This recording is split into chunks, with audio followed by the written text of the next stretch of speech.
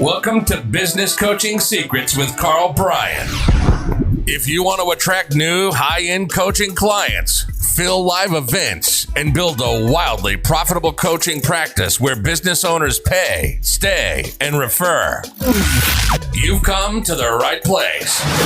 In this podcast, Karl provides his keys to the kingdom for finding and signing high-paying clients and building the coaching business of your dreams.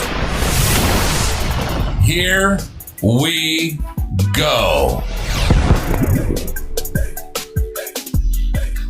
Well, hello, everybody, and welcome to another episode of Business Coaching Secrets. Your boy Road Dogg here with the man of the hour, Little Karl, the little rapper that could. I think that's how we're going with Mr. Karl Bryan, the king himself. How you doing there, Big Shoots? I'm doing good. And those listening, they missed in the pre-show, I just did the worst. I did a little rap song for everybody. Actually, I didn't do a rap song at all. I did a little 6-second beatbox, and then Road Dogg cut me off and said, please. Everybody was dropping off the line. So here we are. Yeah. Anyways, and then Road Dogg gave me the name. He gave me a rap name, and anybody who listens to this regularly will know exactly what he decided that name was. And he calls me Little Karl. So there you go. Little Karl. Well, just like Cinderella, right, bud? If the shoe fits, you just gotta go for it. Just because it's a size 5 shoe, doesn't matter. So anyways, listen, but talking of shoes, we all know you don't wear shoes, you just wear Uggs. We haven't gone there in a while, or high heels. We haven't gone to any of this stuff in quite a while there, but like, what's going on? High heels. I write in my emails all the time. I'm in my wife's closet wearing her best red high heels, making myself feel tall. Shoots. What's wrong with that? It's normal, isn't it? I don't know the direction that we're taking. Are we spinning off? Are we not doing business coaching stuff anymore? Or like, is this is the new woke podcast with Karl? Woke with Karl. There it is. Well, all right. On that note, let's put the train back firmly onto the tracks. First question coming in. So this person wrote in, I'm growing my coaching practice and looking for ways to get new high-end coaching clients. And they sort of pre-qualify here saying that they target companies above 10 million. So, and then just looking for any sort of tips or advice on that. Okay. Love it. Going to clients over 10 million. And actually, as I start this, I'm not sure. Hopefully you guys can hear me okay. I have a little sound trouble today, so I hope you guys can hear me. And if you can't, on the following podcast, you'll be able to hear me much better. Just one of those things today. Anyway, so what are we doing? We're targeting clients over 10 million. Look, here's what happens. A coach targets clients over 10 million, right? Not first time we've heard that and won't be the last. The $10 million client needs more hand-holding than, your smaller clients, trying to crawl up towards $1 million, right? So the higher end coach gets roughly, let's say, 4 clients. They kind of max out because they've got 24 hours in their day, just like we do. It's difficult to hire new people because the talent level required to look after your 10, 25, and $50 million companies is significantly higher. So here's what happens is you'll get somebody to come work for you. They'll pull out their calculator, do the math, and all of a sudden they go out on their own. They kind of become competition to you. Bottom line is that you train them up, you work with them, and then you lose them, right? So it's kind of like this merry-go-round where you go round and round. So the coaching, let's go back to the coaching business. You got 4 clients, Christmas hits, you lose 2, right? Because there will be attrition. There's attrition for me. There's attrition for you. There's attrition for Road Dogg. Everybody's got attrition, right? In the coaching space. Well, when you've only got 4 clients and you lose 2, your cash flow gets totally pulverized. And now, by the way, you're looking at your books and you're 2 clients, away from them canceling to hitting 0, right? So I just say like the stats are that 96% of businesses don't hit $1 million, right? So in fact, let me give this as a metaphor. I want to explain and I'm going to get to lead generation of higher end clients. What I want to make sure, remember, it's what do I do? And I want to make sure you ask the question, what do you want before we get there, right?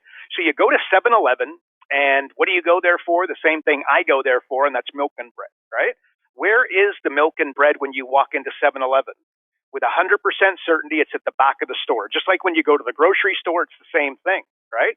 And then in order to get there, you walk by 500 items to get there, and then you have to walk past them a second time to get to the register to pay, right? Well, I want you to think of that when you're thinking about going to your $10 million company, right? You're going, if 90% don't make it to a million, right? 96%, by the way, you're walking past all these $1 million clients in order to get to your $10 million, your high end coaching client that can afford your fees, right? Like if you do a local event or you get invited to speak at anything business related, 9.5 out of 10 of the participants aren't at $1 million yet, right? So again, if you're the guy or gal that only goes to $10 million companies, you're only going to such a small percentage. So in other words, you're not going to be able to scale. Like you're just not. Again, you get the 4 clients and you're 2 away from having your income and you're 4 away from being at 0. In the accounting world, they'll call this concentration risk, right? Too much concentration on too little. The same thing when you only have, you have 1 staff member that's too important to your business. Again, concentration risk, right? So, and by the way, let's look at our almighty Tony Robbins, right? What does he do? Again, he goes after high-end clients, and you see him talking about Paul Tudor Jones and all these others in his 8-year waiting list, and he charges $1 million plus upside. So he does have those clients, but on the way there, what he does is he puts 5,000 people in a room, gets them jumping up and down for 4 days, and throughout that process, he sells his 10, 50, and then $250,000 program, right? Like in the same audience. But, the bulk of his audience, make no mistake about it, is that little guy trying to crawl up towards the $1 million mark, right? So, and we help our clients, like we have successful business coaches that work with us, some of the top end business coaches in the world, right? Use our platform or in our community, pay our monthly fees to be a part of the program. But we help them build a team of coaches because again, they look after the higher end guys, but walking through 7-Eleven, doing their business event, doing their speaking events, going to the trade show, whatever it is, 9.5 out of 10 of these clients aren't hitting $1 million, right? So the bottom line is, I think that's a strategic error. And again, you might be semi-retired, or you might only want to make $150,000 and not have any headaches that look like staff and that sort of thing. Then look, this might be the right roadmap. But I think it's important to factor that in, right? So how do you generate leads for $10 million clients? I got to tell you that at 10 million, 25, like a high-end business like that, they've already got a lot of contacts. They've been around. You don't go from 0 to 10 million overnight. So these guys are established. So you're going to have some credibility. So generally speaking, there's multiple ways to do it, but the 2 best would be forming a joint venture relationship. So think of like an accountant, or you do what I do and you have like an educational relationship with them, right? So basically, an educational, you're listening to this right now, right? This podcast, you're listening to this, there's a good chance you get my daily emails. That's me educating. And it's not about, Trojan horse after Trojan horse, the way that they'll teach in the internet marketing space. Get out there and genuinely help people, which by the way is going to take time. It's going to take effort. It takes expertise, right? And this is again where we lose a lot of folks. You've got to go in and you need to be doing it in a manner. What I mean by Trojan horse, don't just put it out there a little bit and then say, sign up, sign up, sign up. It's just, if you really think about your ideal client, especially that $10 million client, when they hear that, see that, you're basically going to lose them, right? So it's just that delayed gratification. But so joint venture, so educational relationship or joint venture, the secret sauce to getting a JV relationship, I've talked about this lots, in my emails and definitely on the podcast. In a nutshell, you want to be Santa over the Grinch, right? You want to be giving, giving, giving. The way, if you just want to, get me to go micro granular on that, instead of looking for ideas, start looking for problems. So if I want to get a joint venture on board, the accountant, the radio station, the magazine, the newspaper, the coupon book, the digital marketer, the online directory, you name it, I go to them and I think, what is the challenge that they see? What is the challenge that they have, right? So let me, an example that I've given in the past, I'll give it really quickly, is a radio station. You want to go build a relationship with the radio station. And before I explain this, understand that all of our clients have their own personally branded membership site with a world-class 52-week curriculum. It really acts as a bit of a secret sauce for JV relationships. But let me give you an example. You just adjust this. If you're not one of our clients and you don't have your own membership site, just adjust this a little bit. What you do is, the problem that the radio station has is that they're always looking to generate leads, right? They've got salespeople, and the way that the radio station makes money is by selling advertising, right? Do they have enough advertising leads?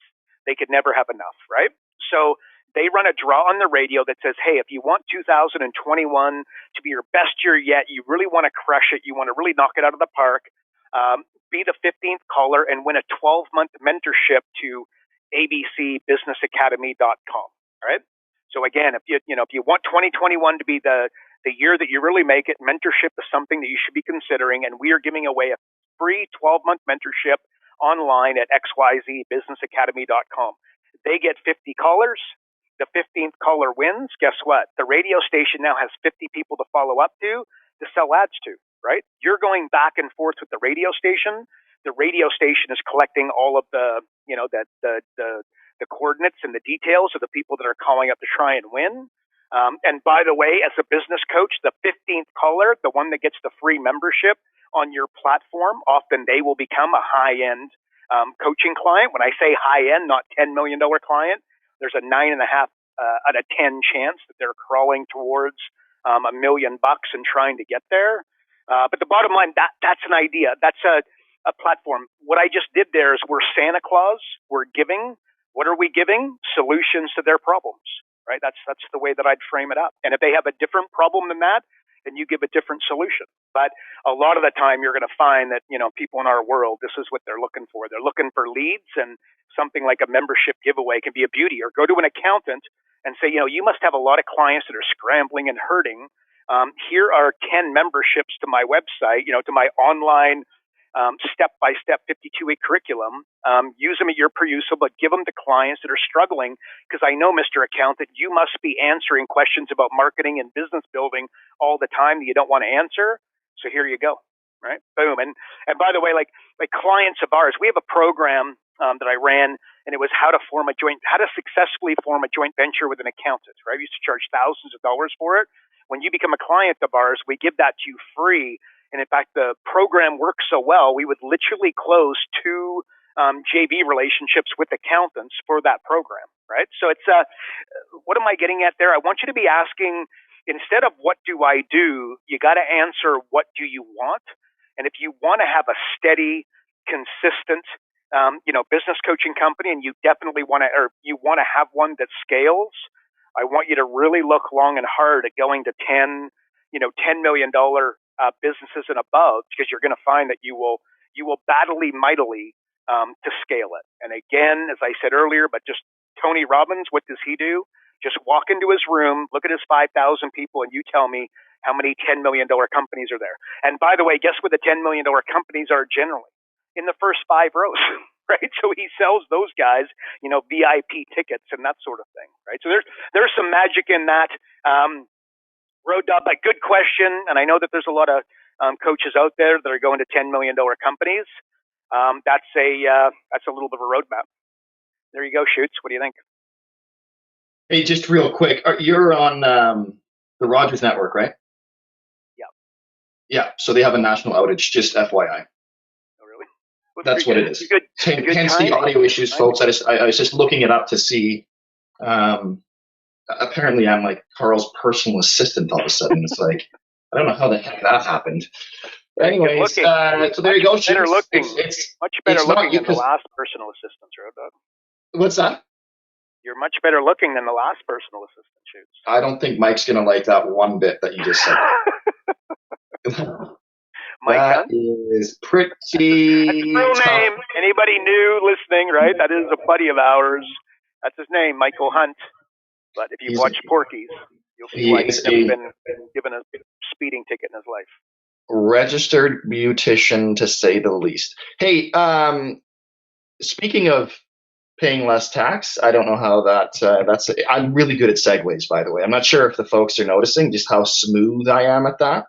See what I did there? I went from looks to taxes. It's the same thing because, anyways. So somebody wrote, and this is frightening. So whoever wrote this question in, I am scared of the hole that we're about to enter because it's a black hole. Karl Bryan talking about tax planning, taxes, accounting.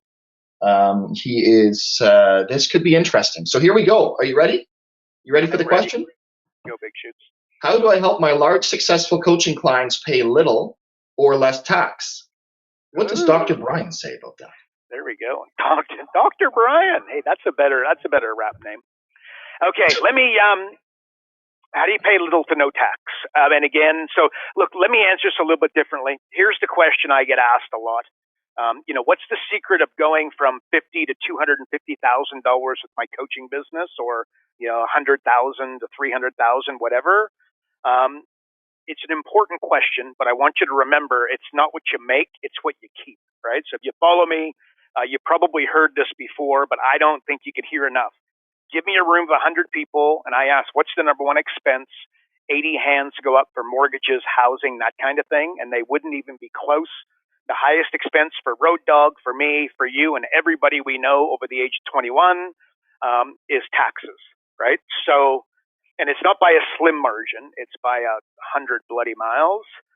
So it's a great idea to educate yourself on this topic. It's boring, so nobody else ever does. They want to learn how to build, cute websites and social media 101 tactics and the secret sauce to online marketing. But this would be a topic that I would highly encourage you to delve into. So actually, a few years ago, Amazon paid zero in income tax, right? And by the way, on no less than I believe was $13 billion of revenue. If that's not mind-boggling enough, right? And by the way, they also received that same year, I can't remember the number, but it was something like $130 million tax rebate / refund, by the way, from the government, right? Like, think about that, right? So zero tax on $13 billion. So I hear you ask the question, like, how in the world would you do that, right? So the answer, and I've spoken about this different times in the past, but it is a very complex topic, but a beauty, and that's a feedback loop, right? Again, write that down, a feedback loop, secret sauce to many of what you will do, growing your coaching business and then helping your clients grow their coaching business. The bottom line is you only pay tax on profit. If you know anything about Amazon, you know that they're the most unprofitable business in the history of mankind, right? Also most successful. Bezos, again, very gifted individual, and he just saw something that nobody else. Remember, it was Amazon.scam at one stage, which seems like a long, long time ago, but really not that long.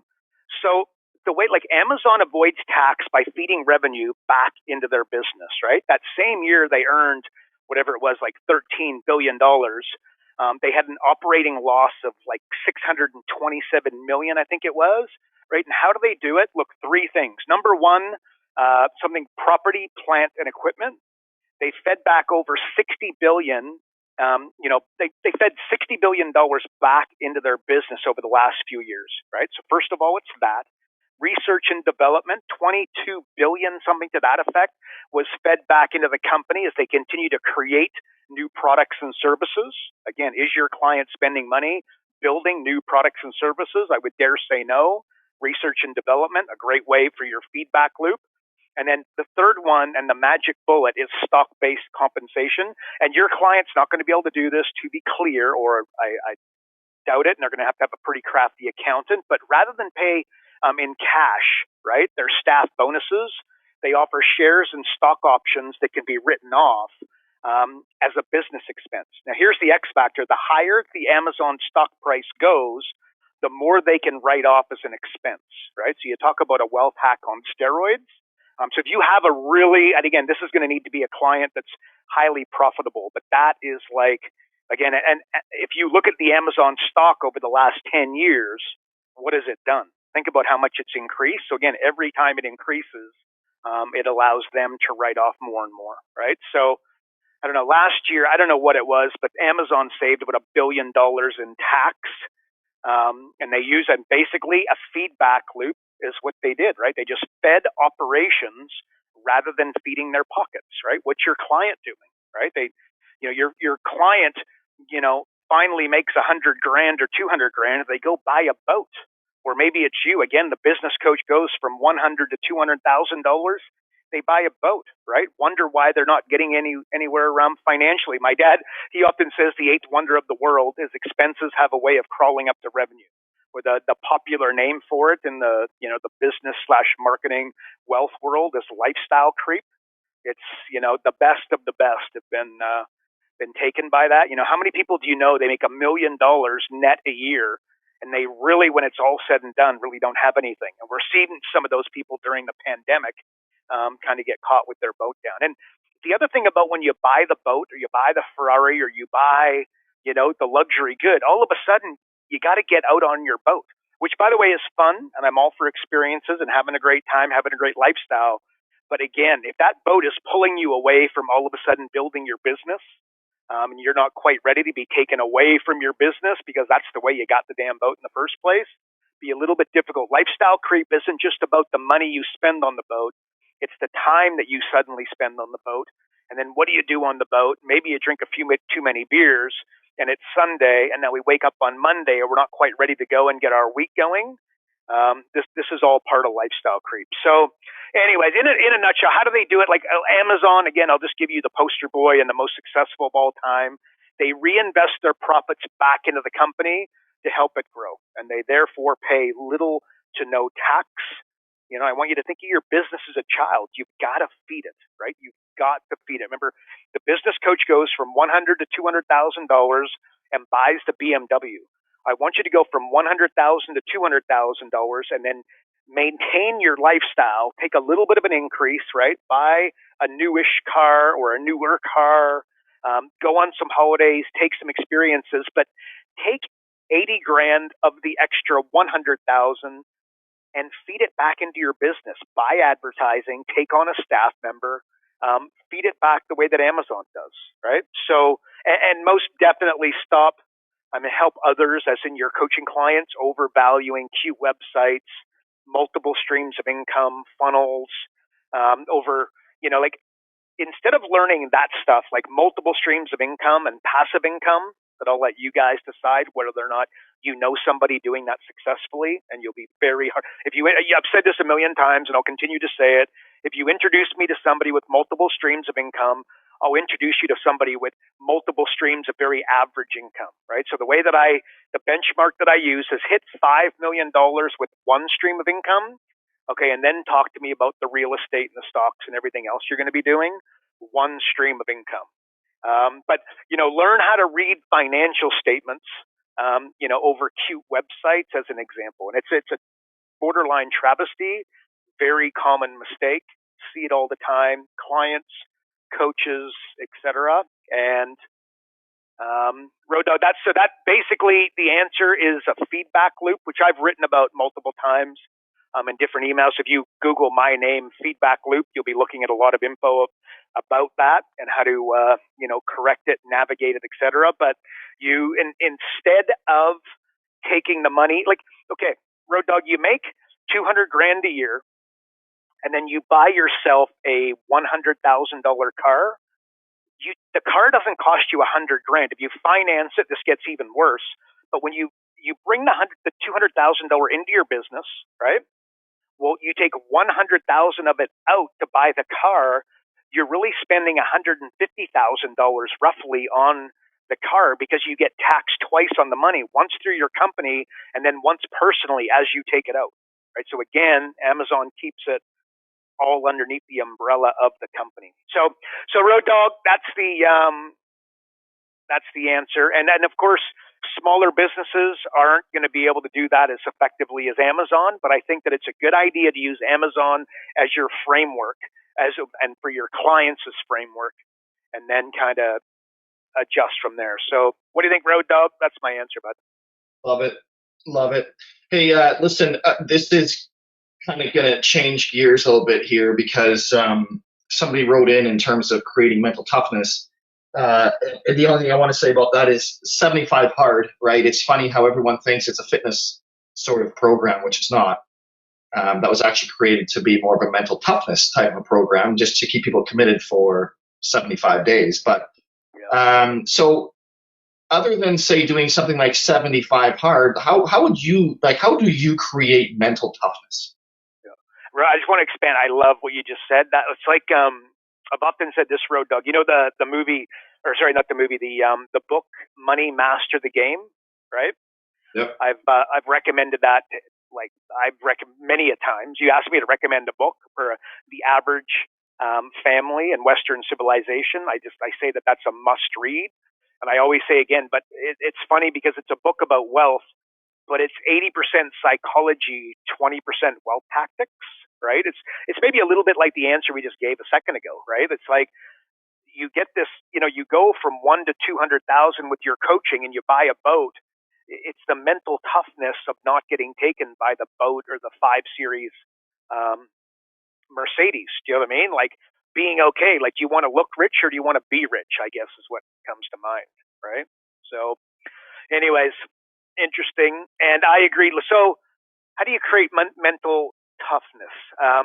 Great question, and I would say that Snowflake Nation has taken over. If you follow my emails, I talk about that a lot, and I cop a little bit of abuse for it, but I'm good with that. There's physical toughness, mental toughness. I played hockey in my day.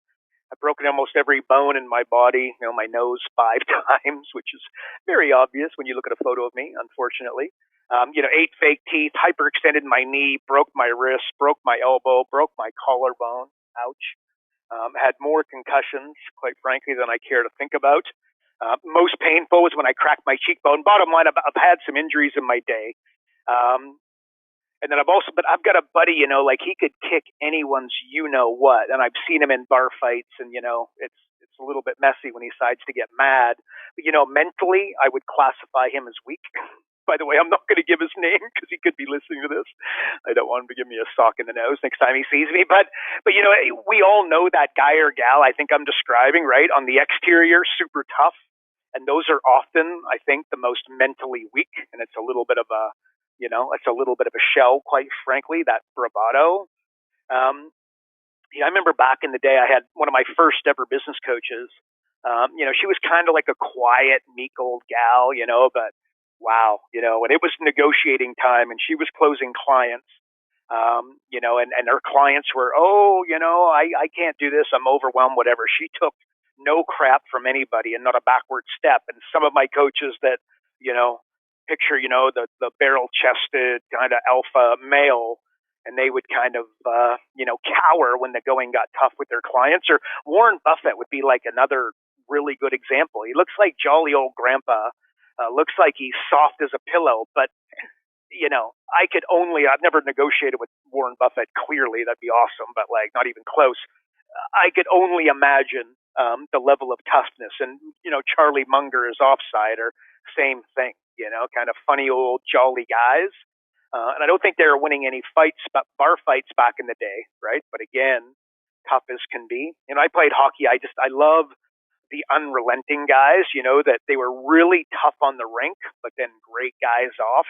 And I'll tell you, in hockey, which I think is relevant, but in the last 2 minutes of the game, this is when you know who's mentally tough, right? Or, the playoffs versus the regular season. The ultimate compliment you could ever give me back in the day is what I hated playing against him. They hated playing against me, but they take me on their team every day, right? And again, I don't know that everybody was saying that, but that's what I loved hearing. And I think in business, I try to, be that guy, like where I'm tough, but I'm not, you want me on your team, right? But at the same time, we're not going to, you want to, you tell me that you're overwhelmed. You tell me how difficult it is. You tell me you don't have time in the morning to work out, etc. And I just, that's just not, what I mean? I'm just not accepting it. You get the idea. I remember back in the day, like I had think of that, like I had $100,000 unsecured line of credit. I built it up. I, went through a tough time, yada, yada, yada. It got up to $96,000.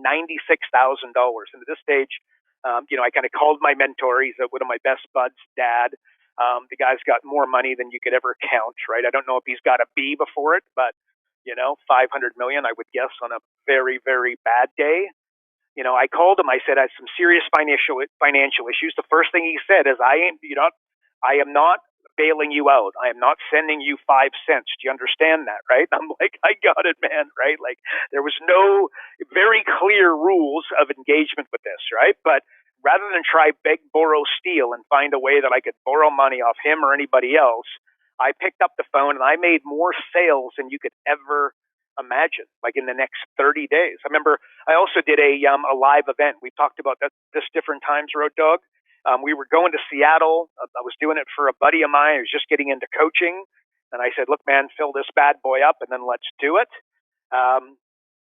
Basically, less than a week before it, he calls me. He's like, it's not happening. Nobody in the room. We got 4 people booked. Let's quit it. Let's stop this and let's do it. Let's do it next month. Let's have another shot at a later date. Little man syndrome kicked in, and I picked up the phone. I said, no way, man. My name is attached to this thing. We've done a direct mail campaign, etc.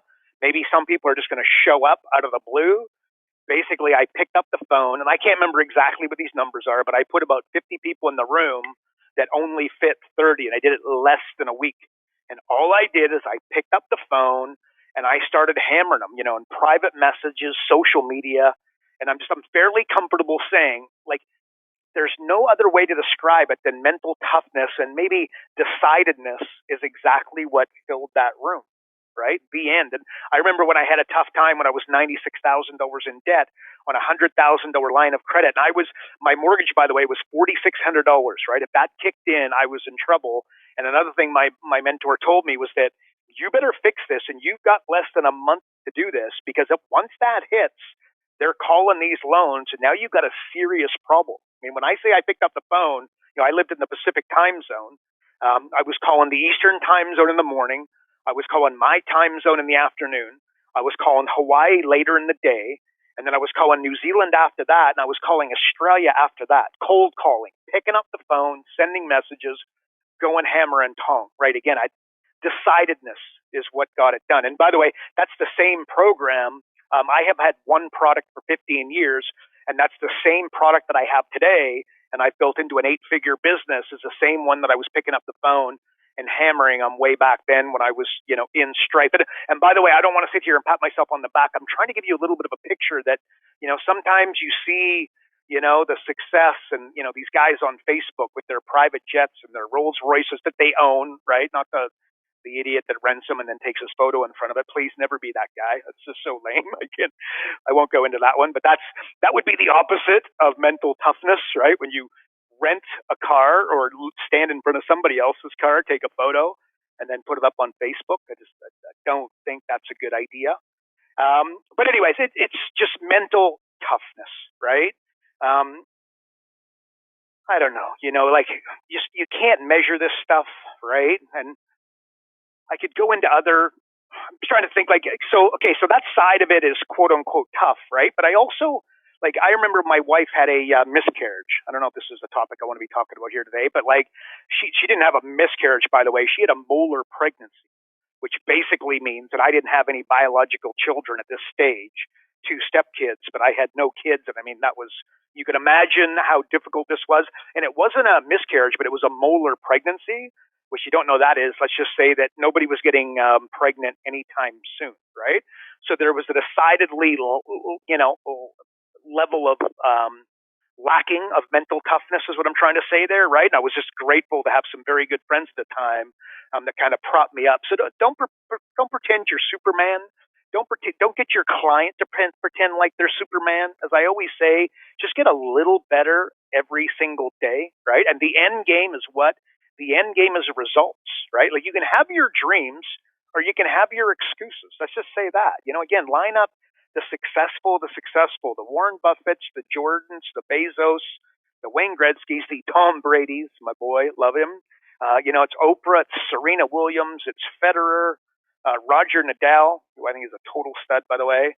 Lots of mental toughness going on with those guys, and not mental masturbation is just not going to get you there, right? Like, mental toughness, I think, is if you were to ask me to sum it up, get a vision and then put the action, take the action required in order to get you there, right? And then if you are wondering, well, am I going in the right direction? Am I doing what I should be doing?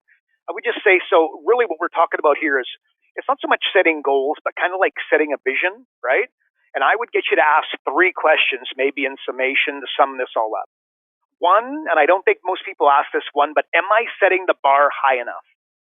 I don't think this is talked about a lot, but there's a lot of reward in setting lame goals, right? What is that? That you don't have to play big, that you don't need to stretch yourself, right? Like it's the guy going to the gym who puts on just a little bit of weight and then doesn't have a spotter, pumps off 10, puts it down, and then talks about how they're really going to the gym, which is fine and that's better than nothing. But think about that. That's like really easy to accomplish, right? Are you setting that bar high enough? If your job is total fitness, your job is to take your shirt off beside the swimming pool and look good in the summer, you might want to extend that a little bit. But number one, I'd be asking, did I set the bar high enough?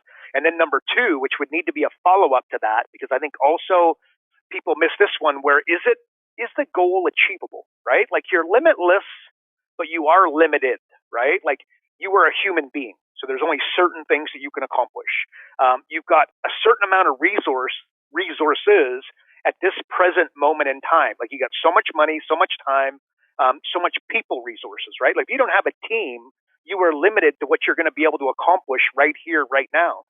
So you're going to have to go to building your team before you go, set this bar ridiculously high. So those 2 questions complement one another. And I think that most people ask one or the other. So is the bar high enough? 1, is the goal achievable? 2, right? Like I would love to be able to dunk a basketball, right? But that's just probably not going to happen for me unless you get a trampoline that I can jump off of, right? And 3, I think like the follow up on those 2 is, are you willing to pay the price? The end. And again, I think that might sound a little bit platitudinal as I say it, but ask yourself that question and see, like, everything comes at a price. And the higher the bar, the higher the price, right? Think of it as a math equation, okay? And then if your mind is going towards 4-hour work weeks and this sort of, horse pucky, please just save yourself.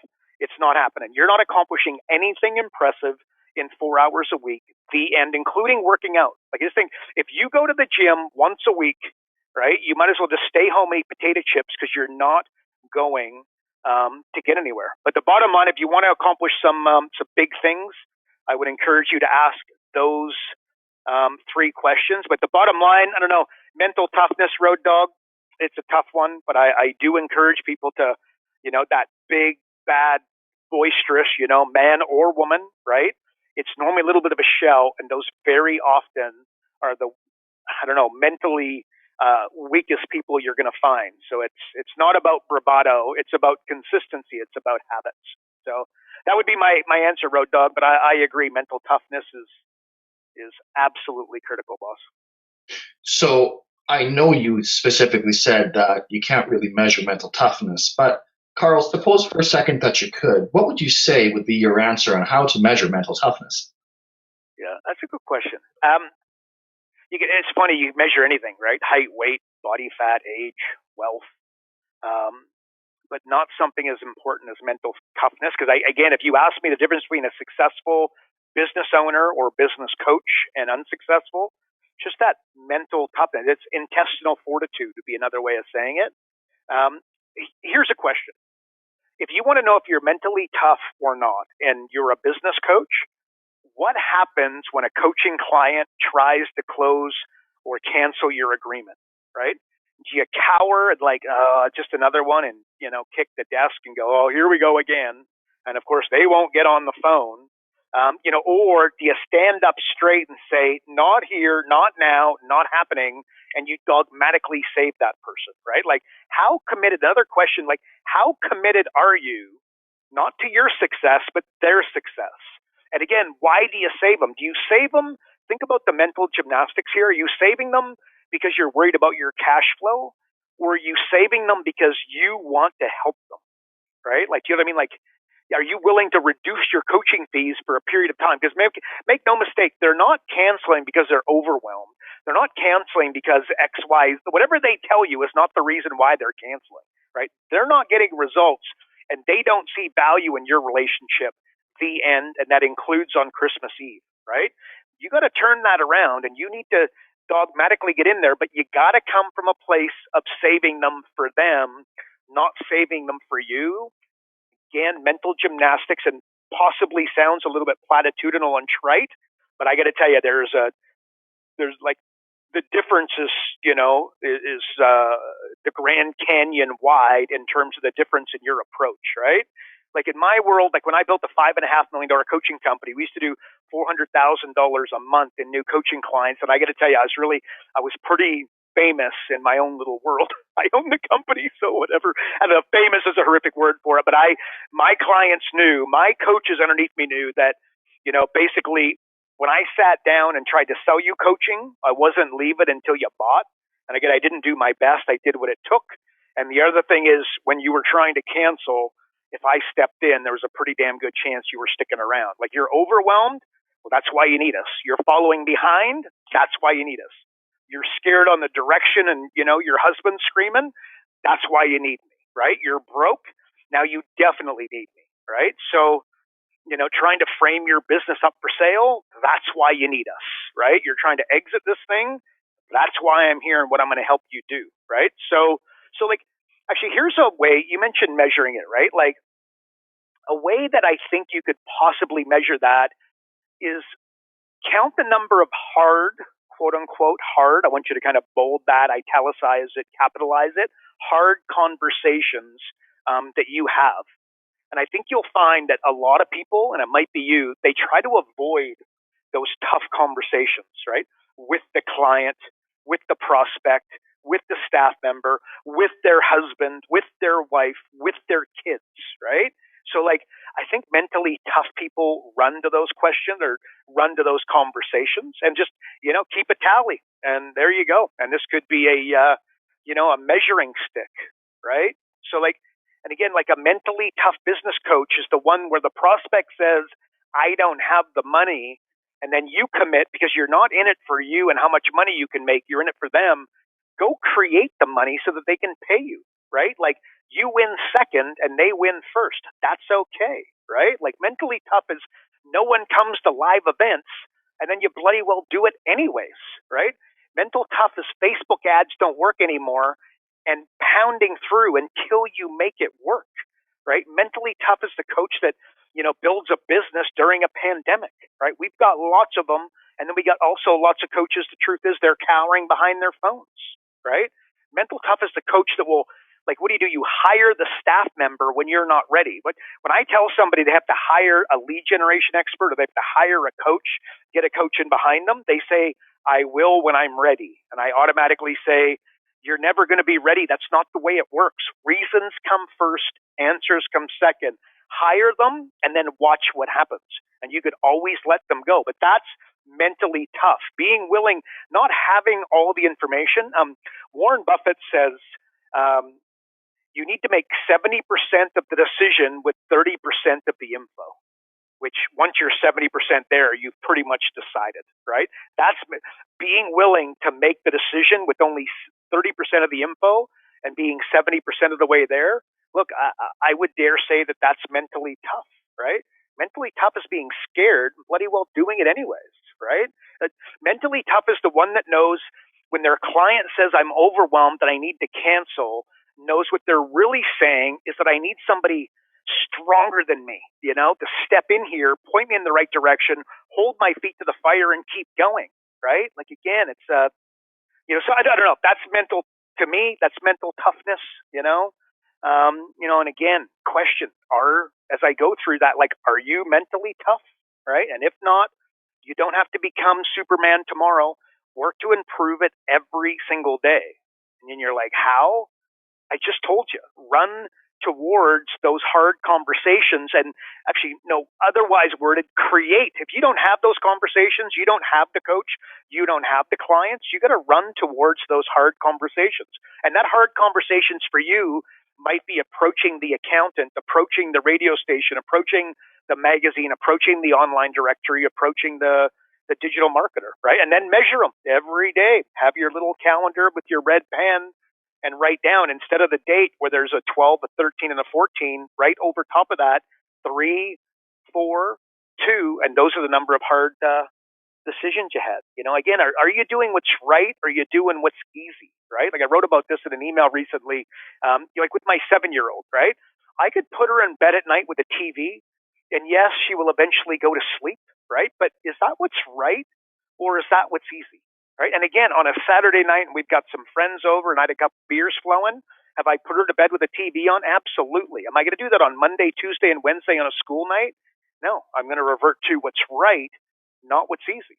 Are you going to cancel your speaking event or postpone it because you don't have enough people locked in? Again, which one's right, which one's easy? There's your acid test, Road Dog, right there. Like, how many hard questions?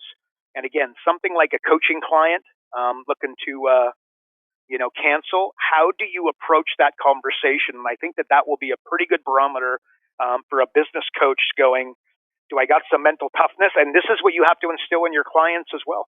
Again, they got a challenge with a client. They got a challenge with a staff member. Move them towards that call. And afterwards, you guys have all experienced, I've absolutely experienced it, Road Dog's experienced it, where we do have that conversation, and what happens afterwards, we feel great. Or another one is that a coach is finally going to do that live event. They do the live event, and there's poop in their pants, and oh my gosh, and yeti. They do it, and afterwards they feel so good. They're like, I can't believe how well it went. It was awesome. And by the way, if they see that event, if they videoed it and they go back to it 12 months later and watch it, they would cringe a little bit, because after they've done 10 or 15 events, they would look back at the first and say, oh my God, that was brutal. But afterwards it feels good. So that's how you, a little bit of mental toughness shoots. That's the answer, man. Okay, so just to close us out, what would you say would be your one thing from today's podcast that our listeners could take into their business today? One thing. Look, the tax, again, we talk about this all the time, right? But understanding that tax is not a sexy, not a fun topic, but it's a winner chicken dinner. I think that, but I don't know, the mental toughness, I like that. When your client goes to cancel, what is the approach that you take? That's going to tell you your level of mental toughness. And the needle mover there is you gotta segue from your bank account and your coaching business to not happening, and you're not doing it for you, you're doing it for them. Again, Tom Brady's got a coach. LeBron's got a coach. Jordan had a coach. Gretzky had a coach. Tiger Woods had 8 coaches when he was top of the world, right? They need a coach. Just the question, is it you? And they need a mentally tough coach that's not going to put up with their excuses and accept their excuses. So become that guy or gal. So that's what I'd say. I love the mental toughness one, but that's cool. Well, there you go, folks. That's it for Can't Believe It. That's another episode of Business Coaching Secrets in the books with the main man on top of the hill, my boy King Karl. And again, if you're not on the inside getting access to the pre-show, or you aren't getting Karl's daily emails, or just want more information on how to build your coaching company, visit focused.com and subscribe today. Also, if you enjoyed the podcast, please share with a fellow coach or someone you think that might make a great coach. And of course, as always, we'd appreciate it if you'd rate this episode, as we know that iTunes and Spotify give an insane amount of weight towards reviews. So please leave us a review if you like what you heard. And that is it for another week. We will see you next week. Remember, folks, progress equals happiness. Take care, everybody. Karl Bryan built Profit Acceleration Software 2.0 to train business coaches how to find any small business owner more than $100,000 in 45 minutes without them spending an extra dollar on marketing or advertising. This becomes a business coach's superpower. So as a business coach, you'll never again have to worry about working with business owners that can't afford your high-end coaching fees. Check us out at focused.com.